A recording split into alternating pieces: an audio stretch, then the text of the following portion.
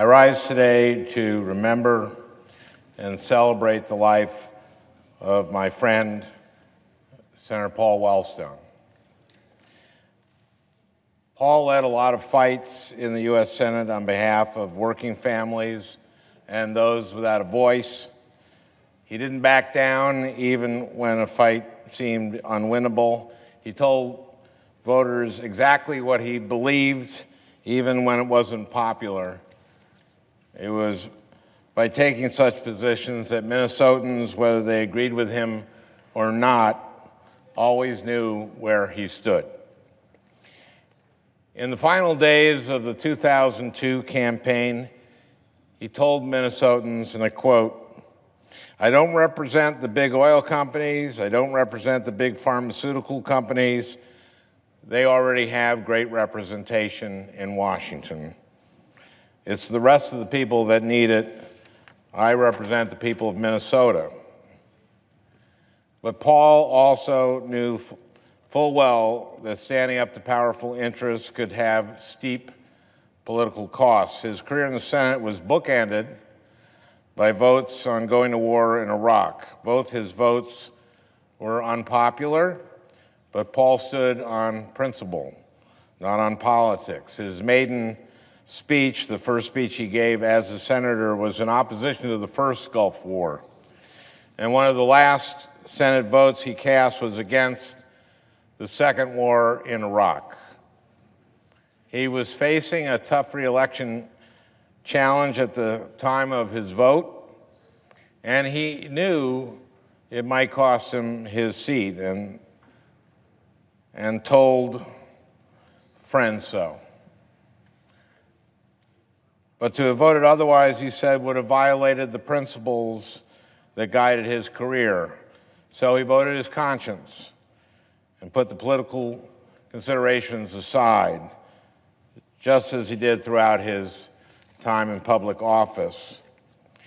Then, just 11 days before Election Day, his plane went down, taking not only Paul and Sheila, his wife, but their daughter, Marcia, campaign staffers, Tom Lapek, Mary McAvoy, Will McLaughlin, as well as pilots Richard Conry and Michael Guess.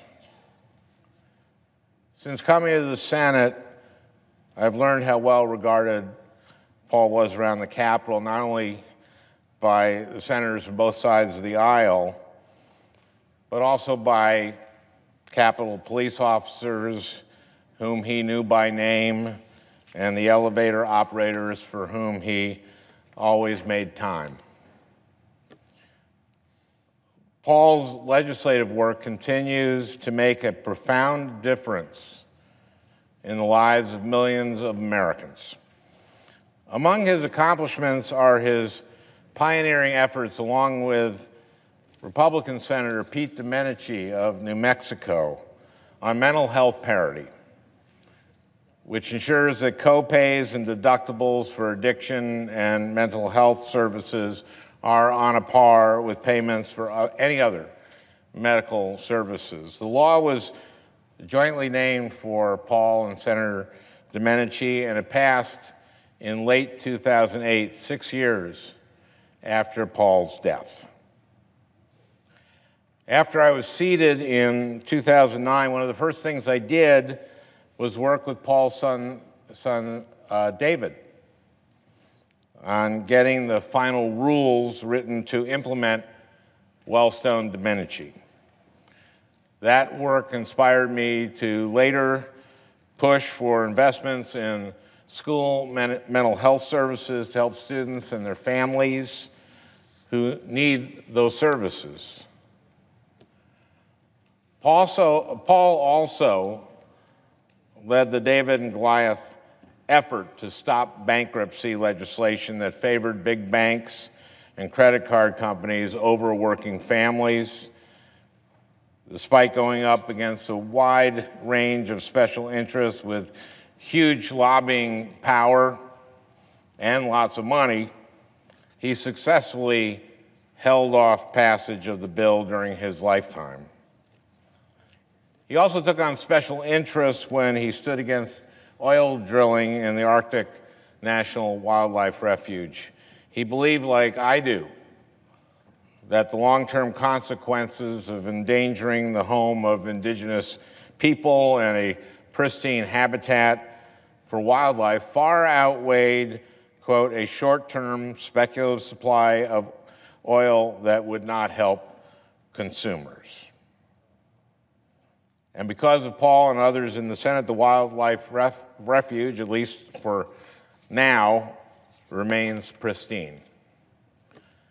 Paul also had an amazing and special relationship with Sheila, who became an important partner in his Senate work. She became a leading advocate for survivors of domestic violence, spending years raising awareness about the issue and the need to address its causes. Former Senator and Vice President Joe Biden said Sheila deserves as much credit as any lawmaker for passage of the landmark Violence Against Women Act. Since the law's enactment, incidents of domestic violence have been reduced significantly. It was a landmark achievement. My constituents remember Paul fondly. They leave notes and mementos for him at the quiet memorial site honoring him just off Highway 53 near Eveleth, Minnesota.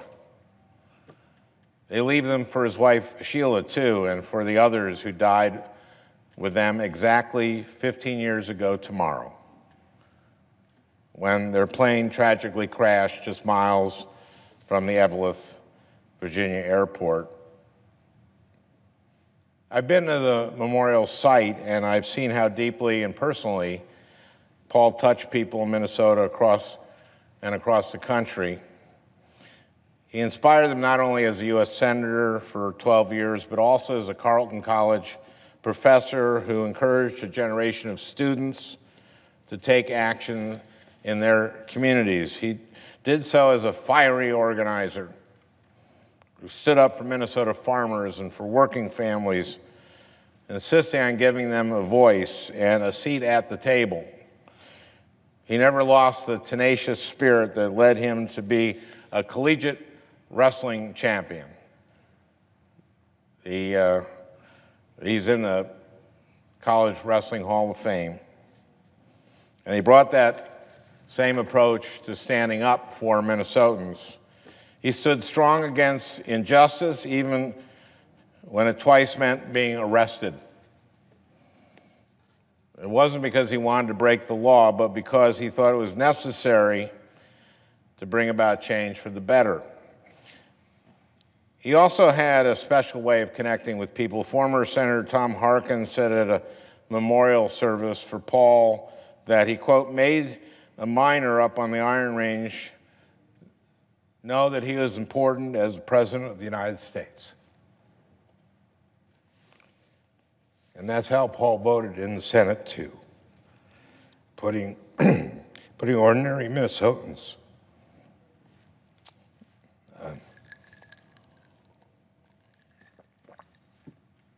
ahead of politics, money, and influence. The last time I saw Paul was at a 2002 campaign event in St. Paul, just weeks before he died. He was locked in a bitter struggle for re-election.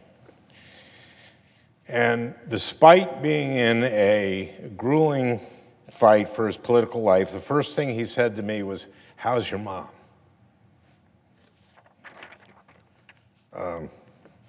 That was Paul. I had just come from my mom's nursing home in Minneapolis, where she had a picture of Paul on her wall. It said, "Phoebe, keep fighting." And she wasn't doing very well. I told Paul that she had dementia, some sporadic dementia, and that day I couldn't have a conversation with her. And he nodded, and he put his hand on my shoulder and said, "Touch means so much. Touch means so much." The next day, I went to the nursing home, and I took my mom out into the garden in a wheelchair. And she was having a bad day again, but I put my arm around her as we sat. It was a beautiful day. And I don't know if it meant anything to her, but it sure meant everything to me.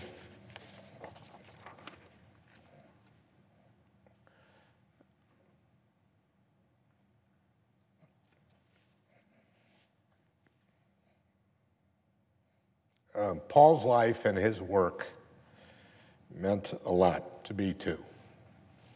His example is a tireless, passionate champion for working families, for veterans, for farmers, and for those who simply needed a voice, have inspired my own time in the Senate.